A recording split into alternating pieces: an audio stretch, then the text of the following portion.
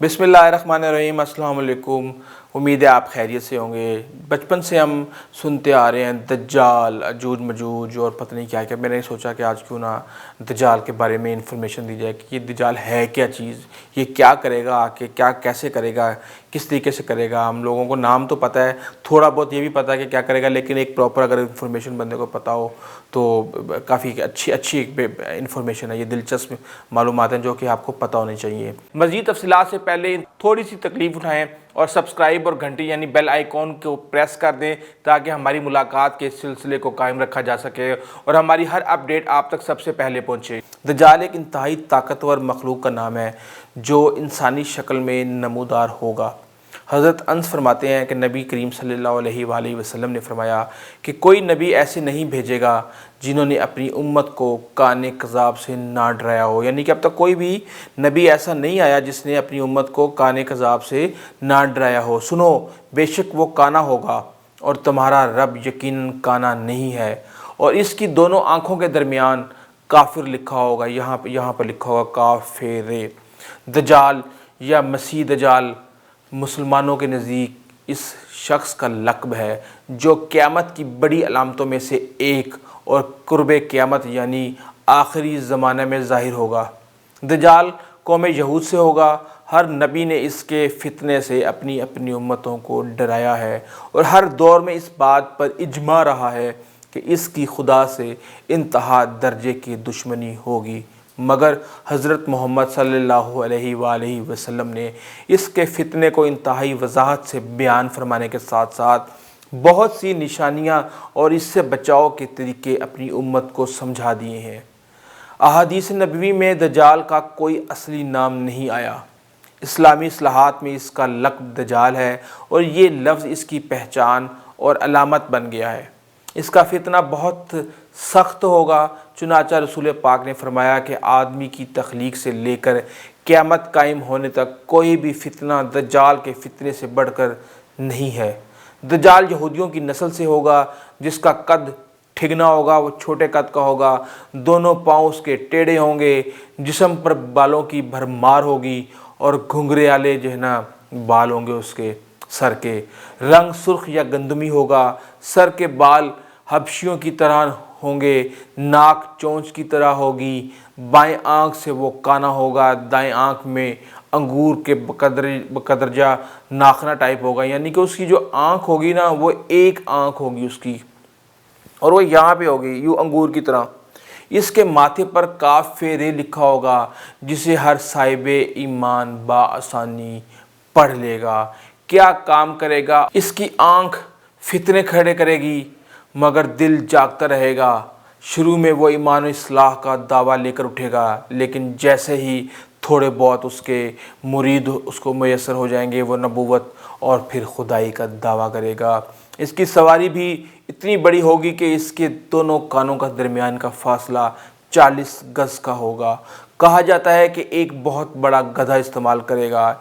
एक कदम तहद्द निगाह मुसाफत को तय कर लेगा। दज्जाल पक्का झूठा और आला दर्जे का शोबदेबाज होगा। इसके पास गलों के ढेर और पानी की नहरें होंगी। ज़मीन में मदफून तमाम ख़जाने बाहर निकल कर शहद की मक्खियों की मानद इसके साथ हो लेंगे। जो कबीला इसकी खुदाई पर ईमान लाएगा दज्जाल इस पर बारिश बरसाएगा, जिसकी वजह से खाने पीने की चीज़ें उबल पड़ेंगी, दरख्तों पर फल आ जाएंगे। कुछ लोगों से आकर कहेगा कि अगर मैं तुम्हारे माँ बाप को ज़िंदा कर दूँ तो तुम क्या मेरी खुदाई का इकरार करोगे? लोग इस बात में सर हिला देंगे। अब दज्जाल के शैतान इन लोगों के माँ बापों की शक्ल लेकर नमूदार होंगे। नतीजतन बहुत से अफराद ईमान से हाथ धो बैठेंगे। इसकी रफ्तार आंधियों से ज़्यादा तेज़ और बालों की तरह रवां होगी। वो करिश्मों और शोबदेबाजों को लेकर दुनिया के हर चप्पे को रोंदेगा। अहादीस और रवायतों से ये साबित है कि दज्जाल का खरूज इराक़ और शाम के दरमियानी रास्ते से होगा। वहाँ वो नबी व रसूल बनने का दावा करेगा। फिर वहाँ से इस्फ़हान चला जाएगा जहाँ इसके साथ 70,000 यहूदी होंगे और वो गरूर में आकर खुदाई का दावा करेगा और इस दावे کے سبب پوری دنیا میں فتنہ اور فساد برپا کر دے گا۔ وہ اپنے زمانے والے 70,000 افراد پر مشتمل ایک فوج تعمیر کرے گا اور اس فوج کے ساتھ وہ خانہ کعبہ پر جلگار کا ارادہ کرے گا، مگر اللہ کے حکم سے فرشتے اسے ناکام بنا دیں گے۔ اس کے دور حکومت کے 40 دن نوع انسانی کے 40 صدیوں جتنے بھاری ہوں گے۔ اللہ تعالیٰ اپنے لوگوں کو آزمائش کے لیے اس سے بڑے بڑے ناممکن کام کروائے گا۔ خدائی کا دعویٰ کرنے کے ساتھ ہی وہ دنیا میں جنت اور دوزخ بنائے گا۔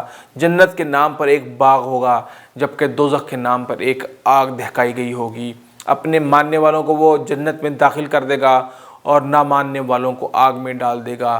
دجال اپنی خدائی کے ثبوت کے طور پر مردہ کو زندہ کرے گا، بارش برسائے گا، سبزہ اگائے گا۔ اس کے بعد وہ مومنوں سے مطالبہ کرے گا کہ اس کی عبادت اور پوجا کرے۔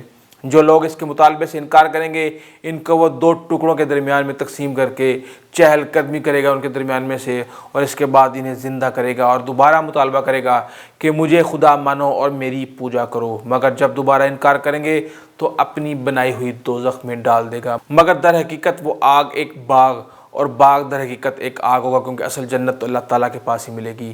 اس کے آنے سے پہلے 2 سال قحط رہ چکا ہوگا اور تیسرے سال وہ آئے گا۔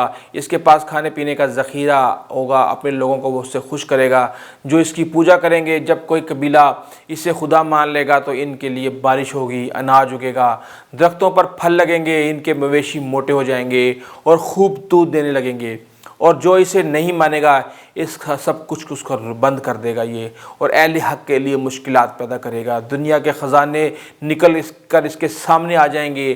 لوگوں سے کہے گا کہ میں تمہارے والدین کو زندہ کر دوں گا تاکہ اس کی قدرت دیکھ کر وہ اس پر ایمان لے آئیں، اور پھر وہ اپنے شیطانوں سے کہے گا کہ ان کے والدین کا روپ دھار کے آ جاؤ، اور پھر کتنے ہی لوگ اپنے ماں باپ کو دیکھ کر اس پر یقین لے آئیں گے، لیکن اہل ایمان اس کے کسی بھی شعبۂ باز سے متاثر نہیں ہوں گے۔ وہ کہتے ہیں نا کہ جو بندہ لالچی ہوتا ہے وہ جلد ہی جو ہے نا لالچ میں آ جاتا ہے، اس کو ہمیشہ جو نوسر باز ہوتا ہے ہمیشہ وہ اسی کے ہاتھوں لٹتا ہے لالچی، تو اسی طریقے سے اس نوسر باز کے ہاتھوں جو ہے نا کافر اور وہ لوگ لٹیں گے جن کا ایمان اللہ تعالیٰ پر انتہائی کمزور ہوگا، اور جن کا ایمان اللہ تعالیٰ پہ مضبوط ہوگا ان کو پتہ ہوگا کہ وہ صرف اور صرف خدا ہے اور جو انسان کو زندہ کر سکتا ہے اور اس کو مار سکتا ہے۔ وہی قیامت کا دن سب کو زندہ کر کے اکٹھا کرے گا اور اس کی تمام کارناموں کو شعبدہ بازی، شیطانیت، گمراہی اور جادوگری کا نام دیں گے، اور کہیں گے کہ یہ دجال ہی ہے جس کے دھوکہ باز ہونے کی گواہی ہمارے پیغمبر صلی اللہ علیہ وآلہ وسلم نے دی تھی۔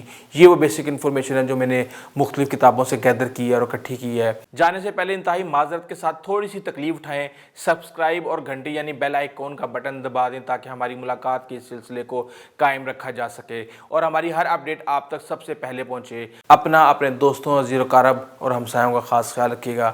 انٹل دا نیکسٹ ٹائم، اللہ حافظ۔